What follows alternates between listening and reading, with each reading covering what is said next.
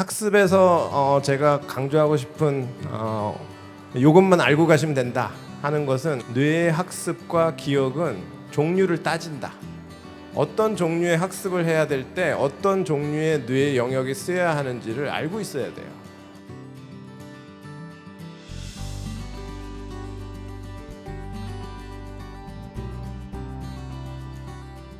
뇌가 학습하는 이유는 생존하기 위해서예요. 이거는 그러니까 학습의 이유를 물어보면 그냥 답은 하나입니다. 생존하기 위해서. 잘 생각해 보시면은 학생들이 왜 학습을 하나요? 시험을 봐서 살아남기 위해서. 그죠? 반에서 살아남고, 대학에 가서 살아남고, 직장에서 승진 시험 보면은 학습해가지고 살아남고.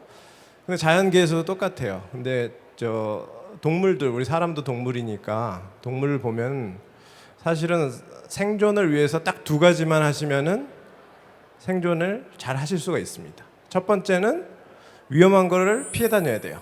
그죠? 여러분도 위험한 사람들 피해 다녀야 되고, 만나서는 안 될 사람은 피해 다니고. 두 번째는 뭔가요? 자기한테 도움이 되는 거를 취해야 돼요. 어떻게든 얻어야 됩니다. 그래서 여러분의 뇌는 이 두 가지, 그러니까 위험한 걸 피하고, 그 다음에 이로운 거를 어떻게든 찾아다니고, 그런 아주 단순한 원리가 일생 동안 반복되게 됩니다. 그런 원리가 반복되는 것이 뇌의 학습이다. 아주 그 단순한 벌레에서부터 우리 같이 굉장히 고등한 그 인간까지 모든 생명체의 이 뇌는 이런 두 가지 목적을 달성하려고 엄청나게 노력을 하고 있어요.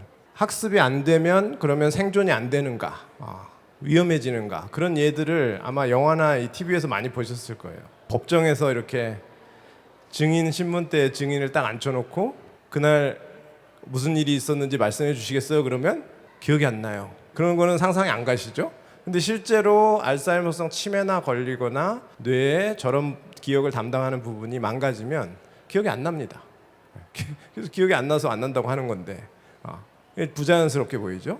그래서 사실은 학습이 왜곡되거나 기억이 왜곡되거나 하면 진짜 위험한 상황이 오거나 남의 일생을 망칠 수가 있습니다. 이런 류의 기억은 해마라고 부르는 영역이 담당을 하는 기억이에요. 이런 것들은, 그러니까 과거에 벌어졌던 일을 기억하는 것은, 학습 혹은 기억, 뭔가를 기억한다고 할 때 기억에는 종류가 아주 많습니다.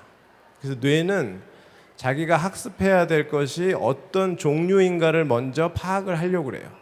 왜냐하면 쓰이는 뇌의 부위가 다르거든요. 기억이 어떤 종류의 기억인지를 판단해서, 야, 이거 해마, 이건 네가 하는 거야, 네가 해, 이렇게 하고, 이런 종류의 기억은 이제 해마가 하고, 다른 종류의 기억들이 있어요. 이런 거는 해마가 전혀 관심이 없는 기억이에요. 이런 거는. 그래서 모든 학습에 다 해마가 쓰인다고 생각하시면 안 되고, 기억이 이렇게 분화가 되어 있습니다. 근데 이런 종류의 기억은 되게 신기한 게 반복만 계속하면은 학습이 돼요. 학원 강사님들 중에 반복을 막 하면은 학습에 되게 중요하다고 강조하시는 분들이 있는데, 그게 반은 맞고 반은 틀려요. 왜냐하면 반복이 학습에 중요한 종류의 학습이 있고, 반복하고 아무 상관없는 학습이 있어요. 이 반복이 중요한 이런 종류의 학습은 담당하는 영역들이 뇌에 따로 있습니다. 그걸 이제 절차적인 학습이라고 하고, 그래서 그렇게 크게 두 가지 종류의 학습이 있다는 것을 알고 계시면은 도움이 될 것 같고, 기억이라는 게 학습을 하면 이제 그게 기억으로 남잖아요. 과거를 기억하기 위한 것처럼 이제 책이나 영화나 이런 데서 많이 나와요. 치매에 걸리면은 과거가 기억이 안 나서 나는 누구인가, 여긴 어디인가 하면서 막 이런 것만 나오기 때문에 기억이 마치 과거를 기억해내기 위한 어떤 종류의 인지작용처럼 나오는데, 사실 기억이라는 거는 미래를 위한 겁니다. 여러분이 기억을 가지고 있는 이유는 그 기억을 가지고 이제 앞으로 벌어질 일에 대처하기 위해서 기억이라는 게 있는 거거든요. 그 대표적인 예가 이제 계획을 세우는 거. 계획을 세울 때 자기의 경험의 그 테두리 안에서 계획을 세우게 됩니다. 경험이 별로 없는 사람은 계획이 되게 허접해요. 근데 경험이 굉장히 많은 사람, 계획이 아주 디테일합니다. 그래서 자기의 경험과 기억이 자기의 계획의 어떤 디테일함, 그리고 실현 가능성, 이런 것도 좌우합니다. 경험이 없는 사람의 계획이라는 건 무의미합니다. 자기의 학습과 학습된 경험이 계획과도 직결된다. 실제로 해마가 없는 사람한테 뭔가를 계획을 해보라 그러면 계획을 전혀 못 세웁니다. 상상력, 아까 뭐 AI 말씀하시던데 요즘에 AI가 뭔가 막 계속 만들어내고 있죠. 생성형 AI라고 해서 막 자꾸 만들어냅니다. 근데 인간이 하는 상상력은 AI도 마찬가지지만 자기의 경험에 바운 그 테두리 안에서 상상이 이루어지게 돼 있어요. 그래서 해마가 없는 환자한테 뭐 바닷가에 누워 있는 장면을 상상해 보시면서 뭐가 보이는지 말씀해 주세요. 그러면 여러분은 하실 수 있죠. 근데 해마가 없는 사람은 그런 게 전혀 안 된다고 합니다. 상상이라는 것도 사실은 자기의 경험한 거에 그 테두리 안에서 이루어지는 거기 때문에 경험이 미천한 사람은 상상도 그만큼 풍부하게 할 수 없는 거예요. 그만큼 우리가 지금 학습을 한 게 과거의 거를 꺼내는데 그 쓰이는 것보다는 앞으로 뭔가를 상상하고 계획하고 이러는데 굉장히 중요하기 때문에 이거는 정말 생존을 좌우하는 그런 되게 중요한 능력입니다.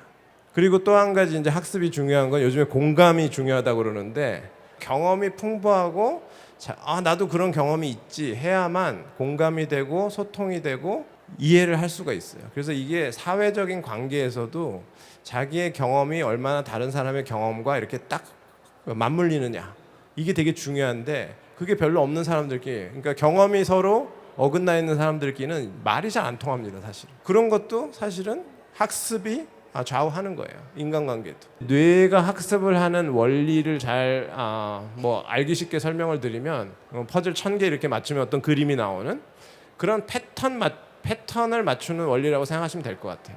지금 제 말을 듣고 제 말을 기억하신다면 여러분의 뇌 속에 뇌 세포들이 만드는 어떤 패턴이 만들어질 거예요. 일정 기간 동안은 살아남습니다. 아마 오늘 밤까지는 살아남고 오늘 밤 아니나 내일 중에 다시 한번 그걸 떠올려지지 않으시면 아마 없어질 거예요. 아니면 희미해지거나 점점 희미해지거나 근데 다시 찾아주면 다시 그 패턴이 살아나고 뭐 그런 방식이에요. 그래서 학습에서 제가 강조하고 싶은 이것만 알고 가시면 된다 하는 것은 뇌의 학습과 기억은 종류를 따진다. 어떤 종류의 학습을 해야 될 때 어떤 종류의 뇌의 영역이 쓰여야 하는지를 알고 있어야 돼요. 근데 이거는 아무도 가르쳐주지 않아요. 이상하게. 그래서 이제 거대한 좀 정리를 해드리면 뇌가 하는 거대한 학습의 원리 이런 거는 모델이 있는 게 되게 중요한데 여러분이 세상에 대해서 가지고 있는 거는 여러분의 머릿속에 있는 모델밖에 없어요. 여러분은 세상을 절대 알 수가 없습니다. 이게 이제 철학에서 인식론자들이 하는 얘기고 뇌과학적으로도 맞는 얘기예요. 저는 이게 지금 이 물병을 보고 있는 게 아니고 제 뇌가 가지고 있는 물병에 대한 모델을 보고 있는 거예요. 그래서 그 모델을 잘 만들어야 돼요. 어릴 때부터 굉장히 좋은 것을 경험하고 잘 균형 잡힌 모델을 만들어야 세상을 보는 눈이 아주 좋아집니다. 근데 요즘에 이제 유튜브 같은 거만 이렇게 계속 보고 책만 계속 보고 지식은 엄청 쌓아요. 그거는 뭘 하는 거죠? 학만 하는 학. 그러니까 습을 해야 되는데 습은 안 해요. 그러면 어떻게 되느냐? 저 사이클을 완성하지 않으면 저 모델은 다 날아갑니다.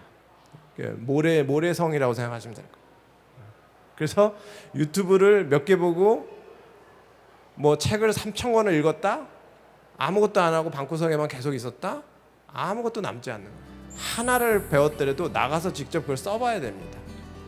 그죠? 그게 이제 학습이라는 말의 원리예요. 이런 말씀을 드리고 오늘 제 강의를 마치도록 하겠습니다. 감사합니다.